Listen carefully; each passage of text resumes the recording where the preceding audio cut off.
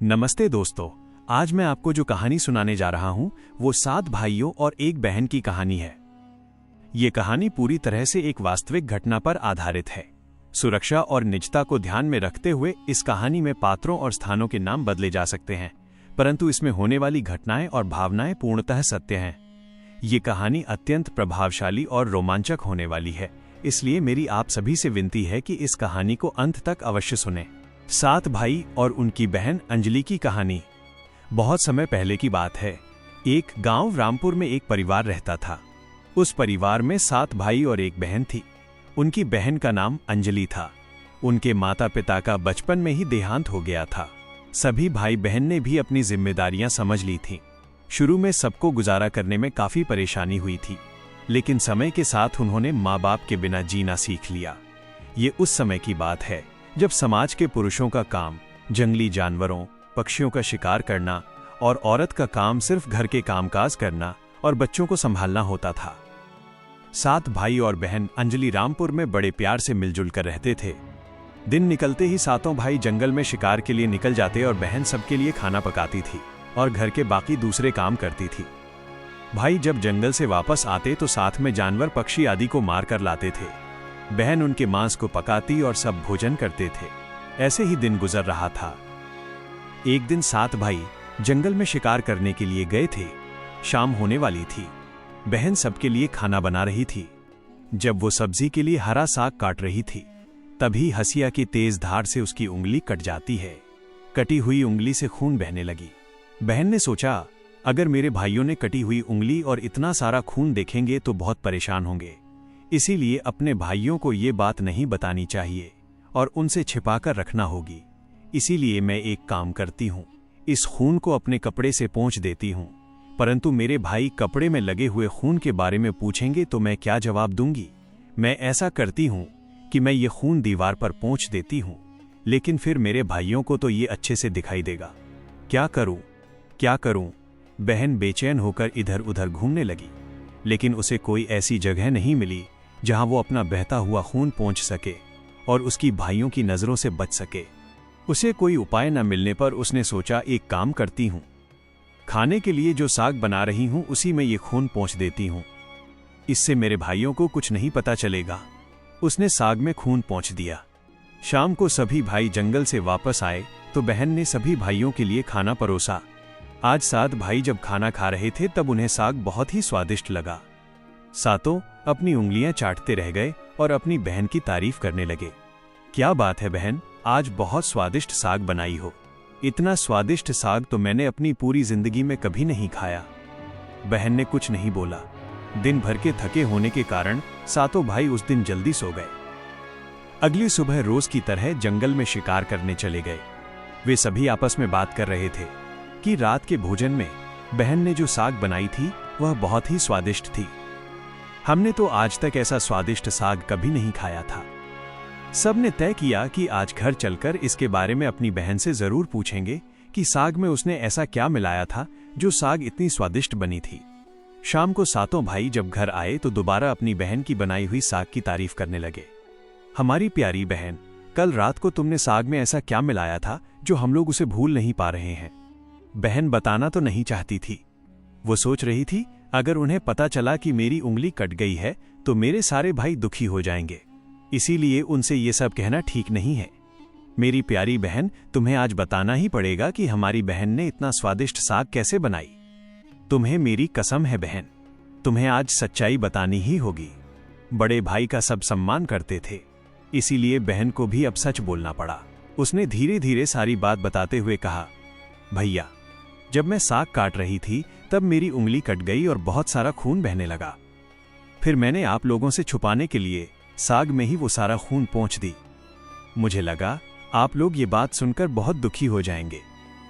ये बात सुनकर बड़े भाई सोचने लगा, इसका खून से सना सब्जी इतना स्वादिष्ट लगता है तो इसका मांस कितना स्वादिष्ट होगा।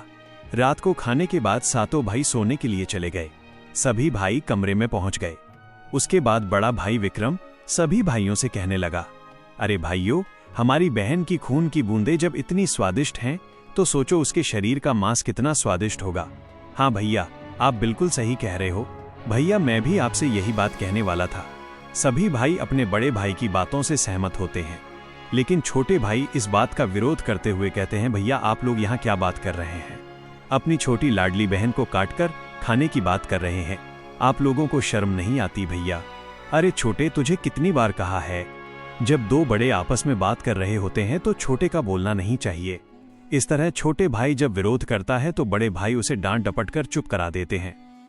अगली दिन सभी भाई जब शिकार के लिए जंगल जाते हैं, जब वे सभी जंगल पहुंच जाते हैं तो बड़े भाई विक्रम सबसे छोटे भाई से कहते हैं, अरे भाई, मैंने इधर हिरण के बच्चे को जाते हुए देखा, तुम जाकर उसका शिकार करके ले आओ। बड़े भाई के आदेश पाकर छोटे भाई आर्यन हिरण का शिकार करने के लिए चला जाता है। छोटे भाई के जाते ही बड़े भाई सभी भाइयों से कहते हैं, सुनो भाइयों, हम अपनी बहन को उसकी शादी के बहाने यहां लाएंगे, फिर उसे तीर मारकर उसका स्वादिष्ट मांस पकाकर खाएंगे। पांचों भाइयों को अपने बड़े भाई की योजना बिल्कुल अच्छी लगी। शिकार करने के बाद सभी भाइयों ने मिलकर एक टीले पर बांस का एक चबूतरा बनाया।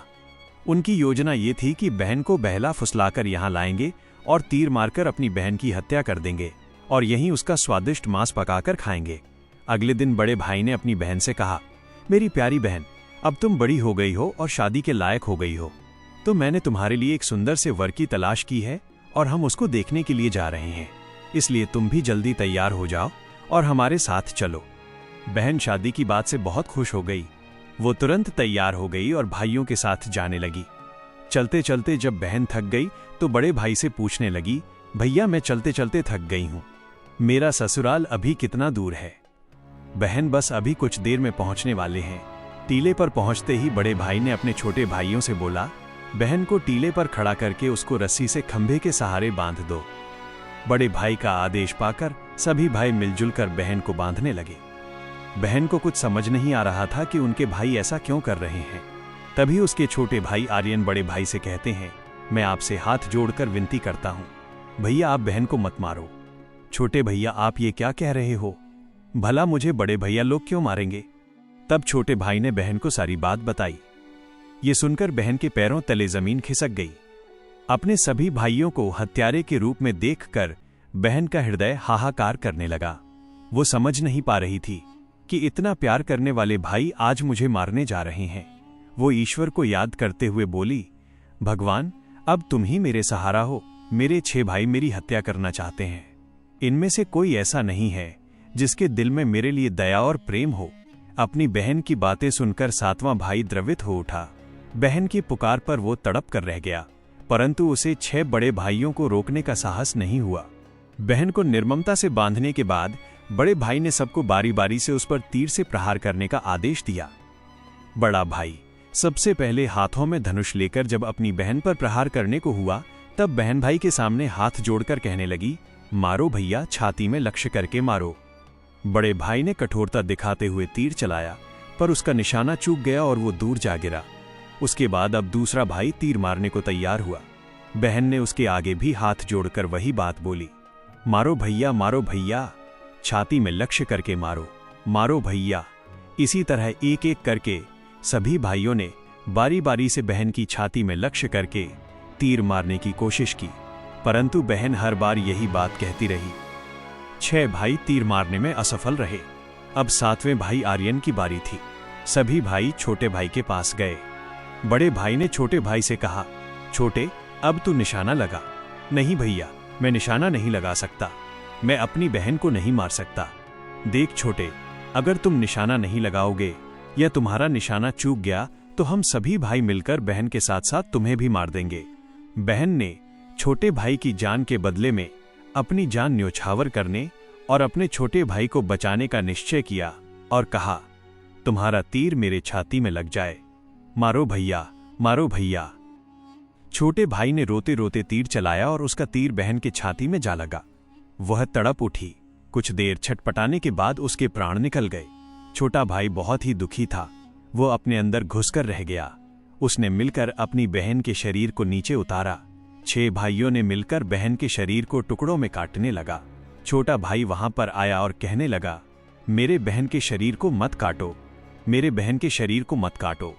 बड़ा भाई ने सोचा, इसको यहां से हटाना पड़ेगा। हाँ, इसको लकड़ी के लिए भेज देता हूं, वो भी छोटा सा रस्सी देकर, फिर देखता हूं कैसे लकड़ी लाता है। फिर हम आराम से बहन के शरीर को टुकड़े टुकड़े कर पाएंगे। सुन छोटे, ये रस्सी लेकर जा और बहुत सारी लकड़ियां जल्दी लेकर आना। अगर लकड़ियां नहीं ला पाया तो तुझे भी मारकर पकाकर खा जाएंगे। अब छोटा भाई जंगल की तरफ चला जाता है और लकड़ियां इकट्ठा करने लग जाता है। कुछ ही देर में उसने बहुत सारी लकड़ियां इकट्ठा कर ली। अब उसने सारी लकड़ियों को बांध कर लाना चाहा, पर उसके बड़े भाई ने उसे बहुत छोटा सा रस्सी दिया था, जिसकी वजह से वो लकड़ियों को बांध नहीं पा रहा था। फिर वो उसी जगह बैठकर रोने लगा। तभी उसके सामने एक नाग सांप आया और कहने लगा, तुम क्यों रो रहे हो? मुझे बड़े भाई ने बहुत सारी लकड़ी लाने को कहा है और रस्सी बहुत छोटी सी दी है। अगर मैं ये सारी लकड़ियां नहीं ले गया तो मेरे भाई मुझे जान से मार डालेंगे। अच्छा, तुम रो मत, मैं तुम्हारा मदद करता हूँ। मैं तुम्हारे लकड़ियों को अपने शरीर से लपेट लेता हूँ, लेकिन तुम लकड़ियों को ले जाकर पटकना मत, चुपके से रखना। फिर सांप ने लकड़ी को अपने शरीर से लपेट लिया। फिर छोटा भाई लकड़ी लेकर के आ गया। छोटा भाई बड़ा भाई के पास गया तो बड़ा भाई ने कहा, तू इतनी जल्दी कैसे आ गया? तुझे तो मैं लकड़ियां लाने के लिए भेजा था ना। बड़े भैया, मैं लकड़ियां ले आया हूं। बड़े भाई ने देखा तो सच में छोटे भाई ने बहुत सारी लकड़ियां ला ली थी। बड़े भाई ने सोचा, ये तो फिर से काम करने नहीं देगा, इसको और किसी काम में उलझाना पड़ेगा। इसको मैं छेद वाला मटका दे देता हूं और पानी लाने के लिए कहता हूं। फिर देखता हूं छेद वाला मटका में कैसे पानी ला पाता है ये। तुम उस मटकी को ले जाओ और नदी से पानी लेकर आओ। अगर तुम मटके से पानी नहीं ला पाओगे तो मैं तुम्हें मार डालूंगा। भैया, पर इस मटके में तो 4 छेद हैं, छेद वाले मटके से मैं कैसे पानी ला पाऊंगा? मैं कुछ नहीं जानता, तुम्हें इसी मटके से पानी लाना होगा। फिर छोटा भाई नदी की तरफ चले जाता है। वो नदी पर जाकर रोने लगता है। कछुआ नदी से बाहर आता है। तुम रो क्यों रहे हो? मेरे बड़े भाई ने मुझे इस छेद वाले मटके से पानी लाने के लिए कहा है। मैं छेद वाले मटके से कैसे पानी ले जाऊं? मैं तुम्हारी मदद कर सकता हूं। मैं तुम्हारे मटके में घुसकर छेद वाले जगह में चिपक जाता हूं, जिससे पानी बाहर नहीं आएगा और तुम आराम से पानी ले जा सकते हो। कछुआ मटकी में घुसकर छेद वाले जगह पर चिपक जाता है। फिर छोटा भाई नदी से मटके में पानी भर लेता है। पानी भरते समय 2 मछली और 1 केकड़ा पानी के साथ मटकी में घुस जाता है। छोटा भाई पानी लेकर आता है तो देखता है उसके बड़े भाई लोग बहन के मांस को बड़े शौक से पका रहे थे। वो सोचने लगा, ये लोग बहन का मांस पका रहे हैं, पकाने के बाद सभी लोग खाएगा और मुझे भी खाने के लिए बोलेगा, लेकिन मैं अपनी प्यारी बहन का मांस नहीं खा पाऊंगा और अगर नहीं खाऊंगा तो अन्य भाई मुझे जान से मार देंगे। अब मैं क्या करूं? तभी उसे मटके में 2 मछली और केकड़ा दिखाई देता है। वो चुपके से बनते हुए मांस में अपने साथ लाई मछलियां और केकड़े कढ़ाई में डाल दिए और अपना खाने का जुगाड़ कर लिया। जब चावल और मांस तैयार हो गया तो छोटे भाई ने पहले ही अपने बैठने के स्थान पर एक छोटा सा गड्ढा खोद लिया था। जब सभी लोग खाना खा रहे थे तब सबसे छोटे भाई ने अपनी बहन की मांस को चुपके से उस गड्ढे में डाल दिया और मछली चावल खाने लगा। जब सभी लोग बहन की मांस खाता, छोटा भाई मछली की मांस खाता। जब सभी लोग बहन की हड्डी को खाता तो छोटा भाई केकड़े को खाता। जब सभी ने बहन के शरीर का मांस खाकर अपना पेट भर लिए तो बड़े भाई ने 7वें भाई को कहा कि सुन, छोटे सारा जूठन साफ कर दो। छोटा भाई जो बची खुची हड्डियां और शरीर के अन्य भाग हैं इकट्ठा करके जमीन में गाड़ के ऊपर से मिट्टी डाल दिया। दिन बीतते गए। कुछ वर्ष के बाद जहां पर मिट्टी में बहन के मांस के टुकड़े और हड्डियां गड्ढे में डालकर मिट्टी डाल दिया था, उस स्थान पर एक बहुत सुंदर बांस का पौधा उगाया। धीरे धीरे वहां बांसों का एक झुंड बन गया। एक बार एक महात्मा उसी रास्ते से जा रहे थे। जब उन्होंने बांस का पौधा देखा तो उन्हें बहुत अच्छा लगा। उन्होंने बांस के एक हिस्से को काटकर एक बहुत ही सुंदर बांसुरी बनाई और वो उसे बजा बजाकर दिन भर लोगों के घर जाकर भिक्षा मांगते और बदले में खूब सारा उपदेश देते थे। महात्मा भिक्षा मांगने के लिए उसी गांव रामपुर में गए जहां उसके सभी भाई रहते थे। उस समय सभी 6 भाइयों की शादी हो चुकी थी, जबकि सबसे छोटा भाई आर्यन कुंवारा था। जब महात्मा सबसे बड़े भाई विक्रम के घर गए और बांसुरी बजाते हुए भिक्षा मांग रहे थे, तब बांसुरी से आवाज आ रही थी, यही है दुश्मन सबसे बड़ा। विक्रम के घर नहीं बाजरे बांसुरी, दया प्रेम सब छोड़कर रिश्ते में यही दाग लगाया है। नहीं बाजरे बांसुरी, यही है मेरे सबसे बड़े दुश्मन। बांसुरी से बार बार निकल रही इस तरह की आवाज से विक्रम के पसीने छूटने लगे। उसने अपनी पत्नी से महात्मा को तुरंत भिक्षा देकर विदा करने को कहा। उसकी पत्नी ने जल्दी से भिक्षा देकर महात्मा जाने को कहा। इसी तरह महात्मा सभी बड़े 6 भाइयों अजय, सुमित, दीपक, मयंक, राहुल और आर्यन यहाँ सबसे छोटे का घर आने से पहले अन्य 6 का जिक्र है कि द्वार पर गए और भिक्षा मांगते सभी के द्वार पर कदम रखते ही बांसुरी से स्वयं ये आवाज आने लगती। उन्होंने भी अपनी पत्नी को तुरंत ही कुछ भिक्षा देकर महात्मा को विदा करने को कहा। बाजो रे बांसुरी, मेरे सबसे छोटे भाई आर्यन के घर। मन की बात मन में छुपाकर युग युग से रखा है। बाजो रे बांसुरी, यही है मेरे सबसे प्यारे भाई का घर। महात्मा की बांसुरी से इतनी प्यारी और दिलचस्प आवाज आते ही आर्यन ने उन्हें सम्मान के साथ अपने घर में बैठने के लिए बुलाया और जलपान से उनका सत्कार किया। उसके बाद बांसुरी के विषय में चर्चा होने लगी। महात्मा जी, आपने ये बांसुरी कहाँ से ली है? बालक, जब मैं रास्ते में आ रहा था तो मुझे एक बांस का पौधा दिखा। वो मुझे बहुत ही प्यारा लगा। तब मैंने उसको काटकर ये मधुर बांसुरी बनाई है। महात्मा जी, क्या आप मुझे ये बांसुरी दे सकते हैं? पता नहीं क्यों ये बांसुरी मुझे मेरी बहन अंजलि की याद दिला रही है। आर्यन ने उस बांसुरी को लेने की प्रार्थना की तो महात्मा ने उसे वो बांसुरी सौंप दी। महात्मा के चले जाने के बाद आर्यन ने उस बांसुरी को अपने बिस्तर के सिरहाने की तरफ साफ सुथरे स्थान पर रख दिया। कुछ दिनों के बाद आर्यन के घर में परिवर्तन दिखाई देने लगा। जब वो काम से घर लौटकर आता तो सारा घर साफ सुथरा रहता और सारा सामान सजाया हुआ रहता। जब रोज रोज यही बात होने लगी तो आर्यन ने अपनी भाभियों के घर जाकर पूछा कि भाभी, आप मेरी गैर हाजिरी में आप लोग मेरे घर की साफ सफाई करती हो क्या? हमें अपने घर के कामकाज से तो फुर्सत नहीं है, तुम्हारा घर कैसे साफ करेंगे? आर्यन को यह देखकर बड़ा आश्चर्य होता था कि उसका घर रोजाना साफ सुथरा कैसे रहता है, जबकि वो खुद कामकाज में इतना व्यस्त रहता था कि घर के लिए समय ही नहीं मिलता था। उसने ये रहस्य जानने का निश्चय किया। एक दिन वो काम पर नहीं गया और घर के कोने में छिपकर बैठ गया। जैसे ही घर में खामोशी छाई, जहां एक बांसुरी रखी हुई थी, वहां से उसकी मृत बहन अंजलि जैसी युवती की छाया बाहर निकली। वो चुपचाप घर की सफाई करने लगी। उसने एक एक सामान को उसके सही स्थान पर रखा, पूरे घर को चमकाने लगी। उसकी हर हरकत में एक अपनापन था, मानो वो किसी अपने के घर को सजा रही हो।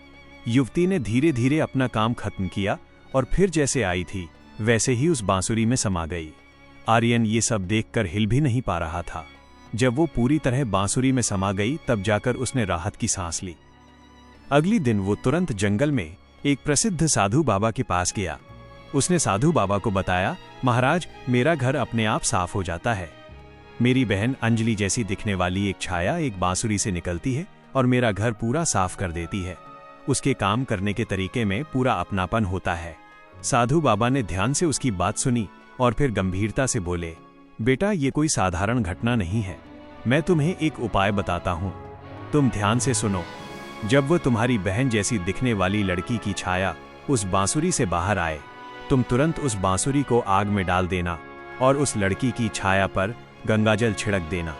इससे वो आत्मा अपने पुराने शरीर के बंधन से मुक्त हो जाएगी और मानव रूप में लौट आएगी। लेकिन याद रखना, अगर तुम ये करने में जरा भी देर करोगे तो शायद वो हमेशा के लिए गायब हो जाएगी। आर्यन ने साधु बाबा की बात को गंभीरता से लिया। उसने तय किया कि वो अगले दिन ही यह उपाय करेगा। अगले दिन भी वो काम पर नहीं गया। वो फिर से उसी जगह छिपकर बैठ गया। इस बार वो पहले से ज्यादा सतर्क और तैयार था। उसकी आंखें बांसुरी पर टिकी थीं। तभी वहीं हल्की सरसराहट हुई और बांसुरी से वही रोशनी निकली। धीरे धीरे उसकी बहन अंजलि फिर से प्रकट हुई। उसने हमेशा की तरह घर की सफाई शुरू कर दी। जैसे ही युवती ने अपना अंतिम काम पूरा किया और वापस बांसुरी की ओर बढ़ी, आर्यन ने झटपट बांसुरी को उठाया और उसे आग में डाल दिया। बांसुरी जलते ही उसमें से एक तीव्र रोशनी फूटी। पूरे कमरे में उजाला फैल गया। युवती अचानक रुक गई। तभी आर्यन ने बिना समय गवाए तुलसी गंगाजल उस पर छिड़का। जैसे ही तुलसी गंगाजल की बूंदें उस लड़की की छाया के ऊपर पड़ी, अचानक एक चमत्कार हुआ। धीरे धीरे वो मानव रूप में परिवर्तित होने लगी। आर्यन एकदम चौंक गया। वो अपनी आंखों पर विश्वास नहीं कर पा रहा था, जिसे वो एक दर्दनाक हादसे में हमेशा के लिए खो चुका था। आज फिर से उसके सामने खड़ी थी। आंसुओं की धारा उसकी आंखों से बहने लगी।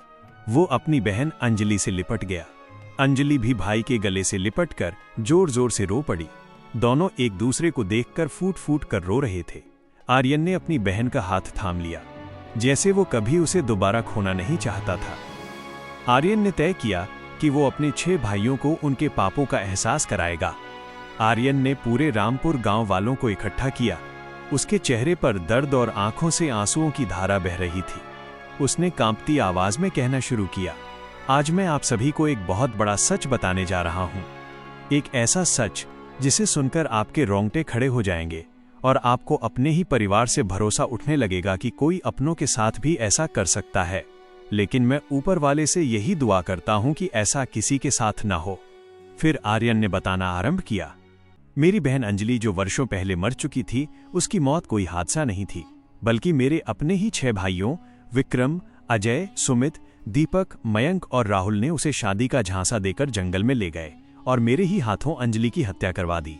इतना ही नहीं, उन्होंने उसके शव के टुकड़े कर उसके मांस को पकाकर खा भी लिया। इतना सुनते ही गांव वालों की सांसें थम सी गई।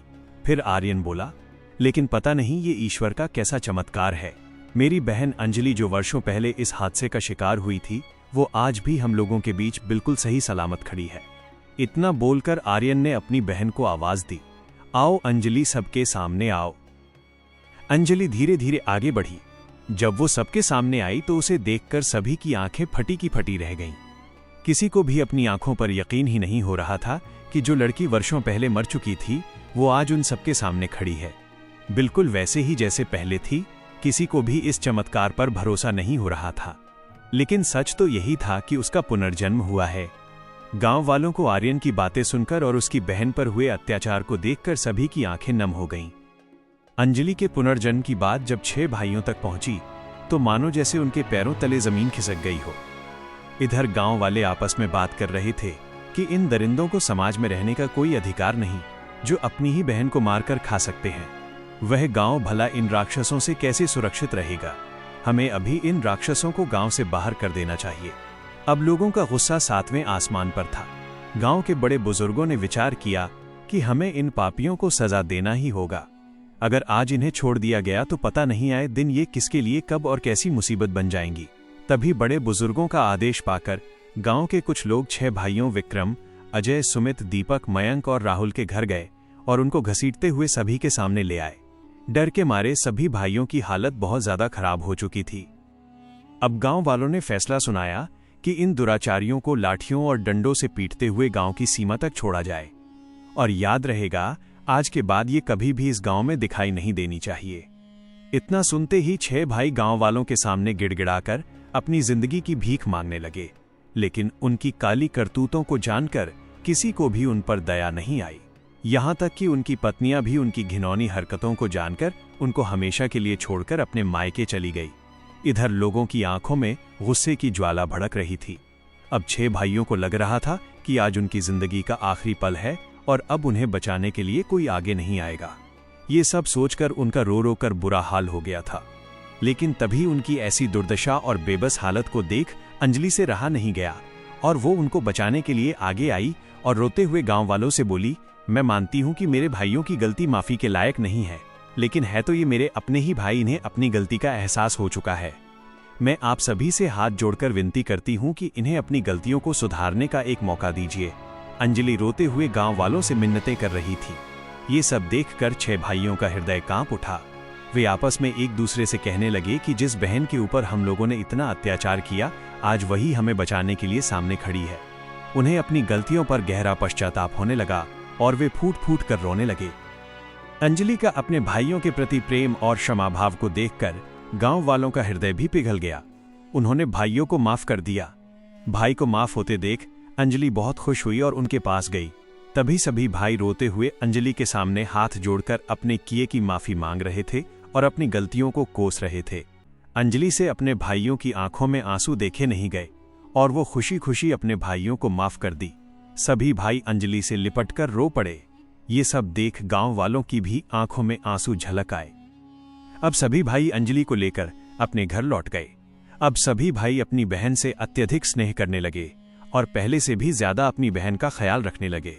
वे हंसी खुशी अपनी जिंदगी बिताने लगे।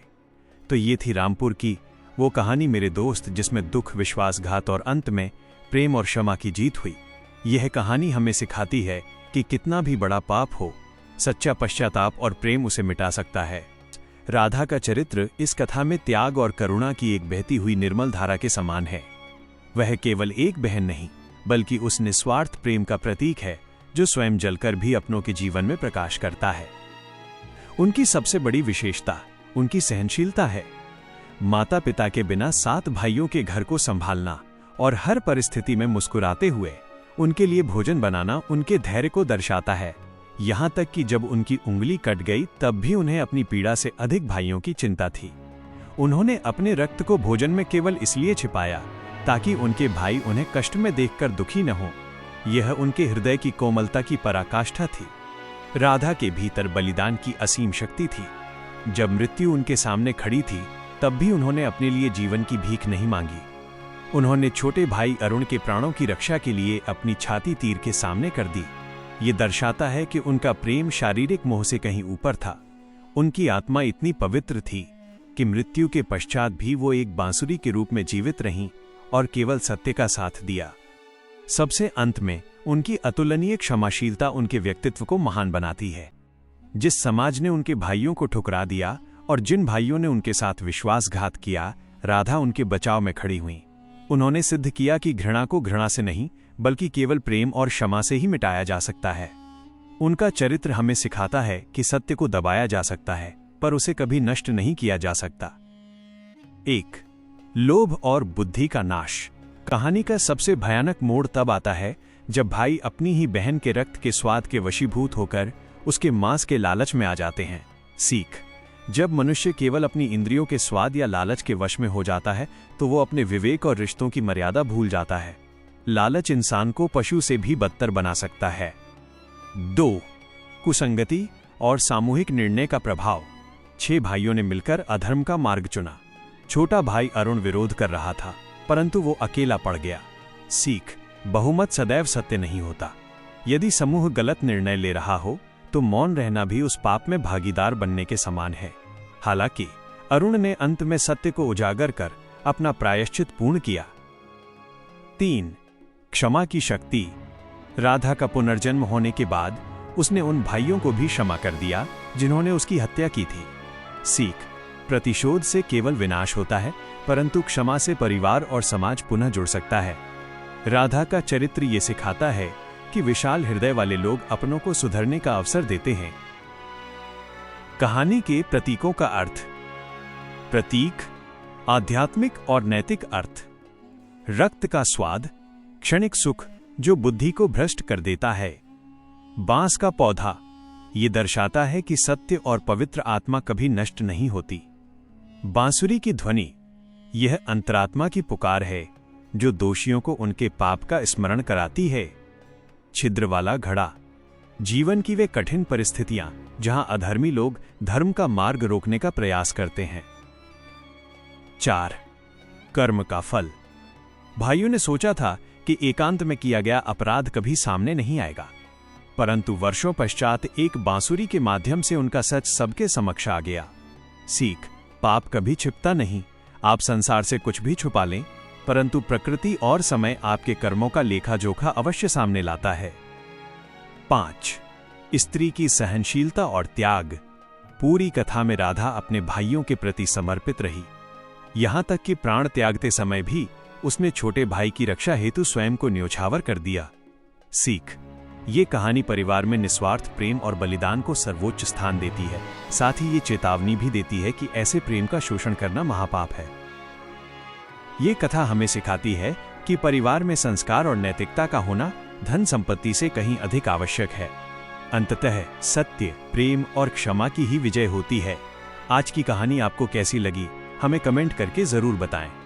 रोजाना ऐसी ही कहानियों के लिए सब्सक्राइब करें और वीडियो को शेयर करना ना भूलें।